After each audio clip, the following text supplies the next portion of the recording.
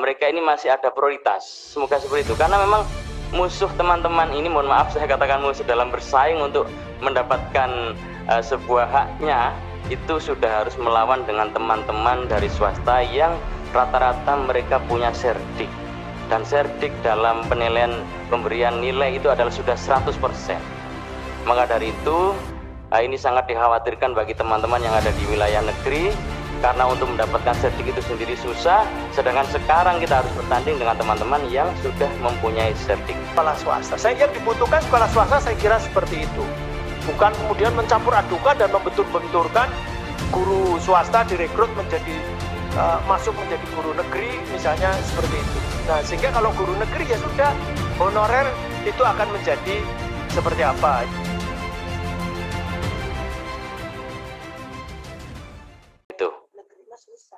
Itu memang.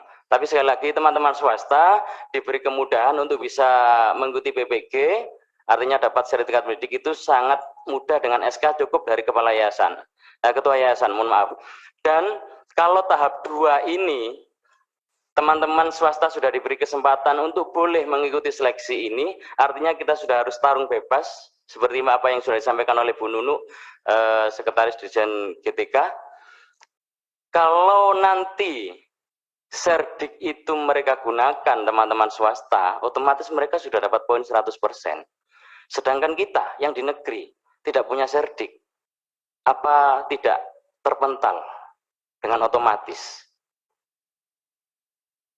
Mereka punya pengabdian di lembaganya sendiri. Andai kata, mohon maaf, mungkin dipilah. Mereka di swasta, mungkin bagaimana cara regulasi mereka, mungkin ada perekrutan sendiri di swasta, sedangkan kita di negeri. Yang selama ini yang saya tahu pengangkatan PNS itu memang naungannya naungan negeri.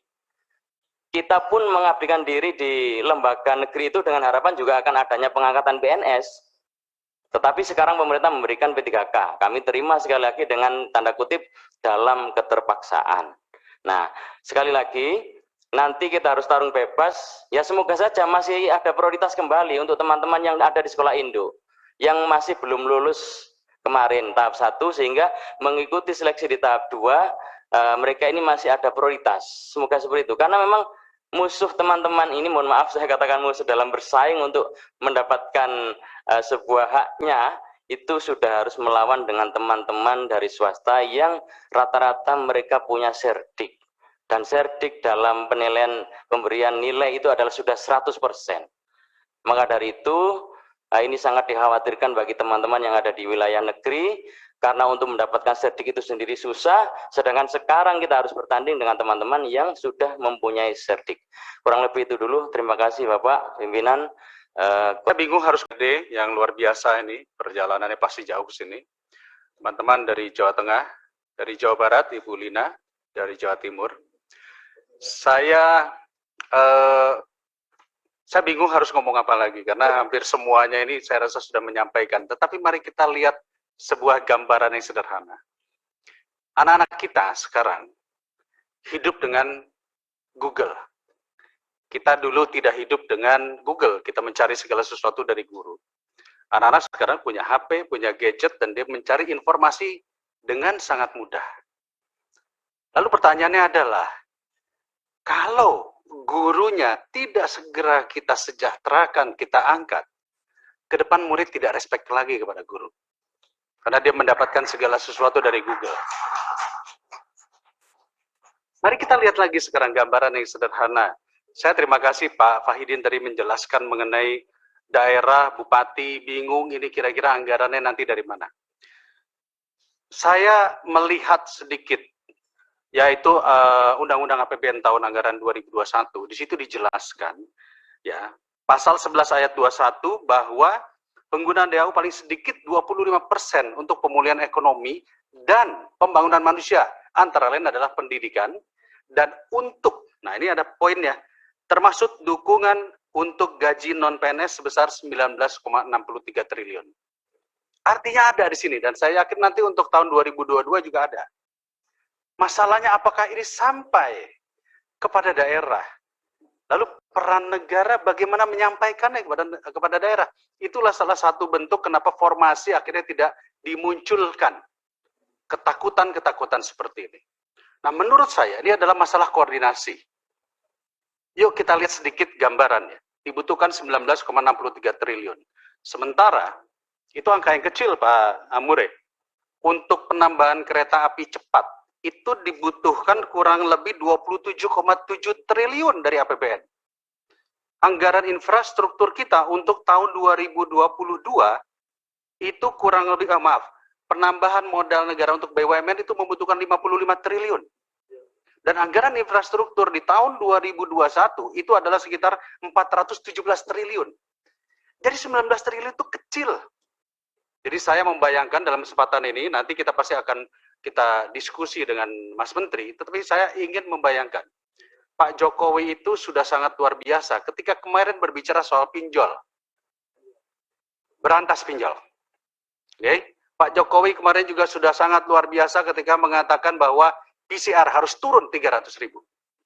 Semua bergerak. Dan sekarang saya tunggu Pak Jokowi mengatakan, angkat guru-guru itu UMR.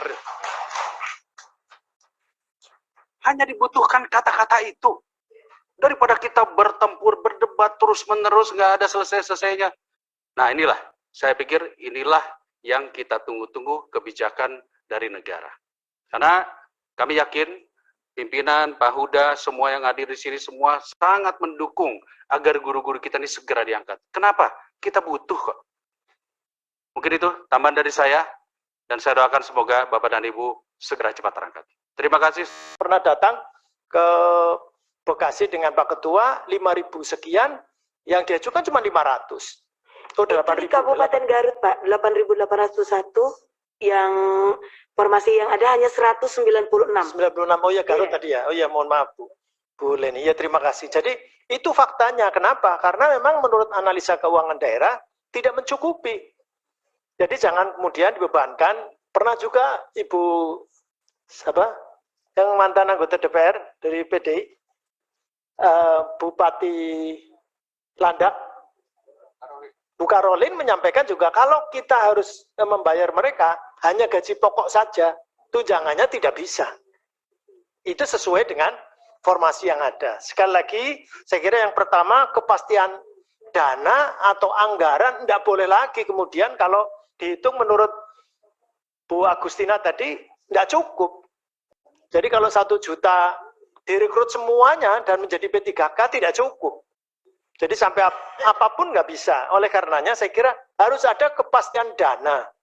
Kemudian yang kedua, mekanisme rekrutmen pengisian formasi ini tadi. Saya kira tidak ada kemudian ada afirmasi kayak seperti mengemis ini kan. Tidak ada. Ini kan bukan memasukkan orang baru.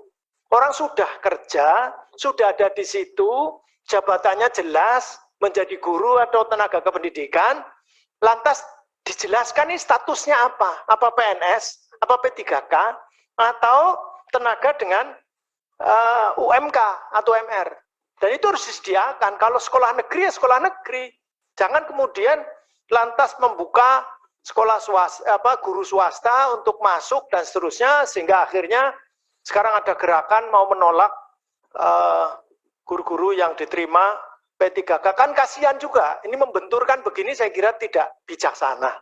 Karena guru swasta juga tidak kepengin menyingkirkan guru negeri, cuma diberi peluang. Jadi karena diberi peluang ya ini jadi mekanisme atau rekrutmen pengisian formasi ini harus jelas dan komitmennya ini sekali lagi sekaligus mumpung ingat mungkin Pak Ketua nanti di akhir nampaknya kita harus mengajukan lagi kalau perlu sesuai dengan rapat gabungan yang dulu.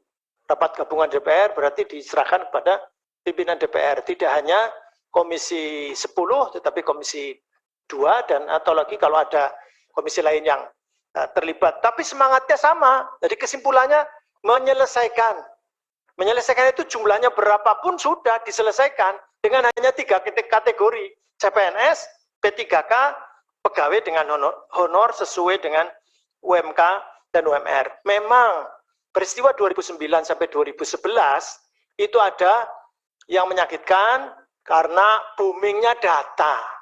Nah, oleh karenanya saya kira kepada pemerintah harus ada penanggung jawab yang punya otoritas sesungguhnya yang dipakai sebagai data itu mana? apakah BKN, apakah Kemenpan RB, atau masing-masing, misalnya Kemendikbud atau kementerian lain yang punya pegawai itu. Saya kira itu dari saya, dan itu sekolah negeri. Jadi sekolah negeri, kalau nanti selanjutnya yang mendengar ini sekolah swasta, janji Mas Menteri kan nanti juga ada bantuan kepada sekolah negeri, tidak hanya mulai relaksasi BOS, tetapi kan juga harus ada peningkatan SDM kepada sekolah swasta dan bantuan infrastruktur sekolah swasta. Yang dibutuhkan sekolah swasta saya kira seperti itu. Bukan kemudian mencampur adukan dan membentur-benturkan guru swasta direkrut menjadi masuk menjadi guru negeri misalnya seperti itu. Nah, sehingga kalau guru negeri ya sudah honorer itu akan menjadi seperti apa? Yang semula sesuai dengan ruh dari PP 48 2005 ya hanya satu skemanya, tapi karena terbit Undang-Undang 5 2014 maka menjadi dua, dan karena kemampuan keuangan negara yang mungkin tidak stabil akhirnya ada tiga. Nah, tetapi jangan kemudian ada opsi lain, sudah tiga saja. Saya kira itu dari saya, dan saya pesan kepada guru honorer jangan putus asa dan tetap semangat, karena Andalah penyelamat negeri ini. Kalau kemudian ada boikot dan sebagainya, maka sekolah ini akan menjadi bubar, dan dalam kondisi sempit, dalam kondisi sulit seperti sekarang ini, siapa lagi kalau guru dan tenaga pendidikan kemudian tidak menyelamatkan negeri ini. Sedang ada COVID-19, sehingga mudah-mudahan ini didengar dan mudah-mudahan mendapatkan solusi yang terbaik. Matur nuwun, begitu Pak Ketua.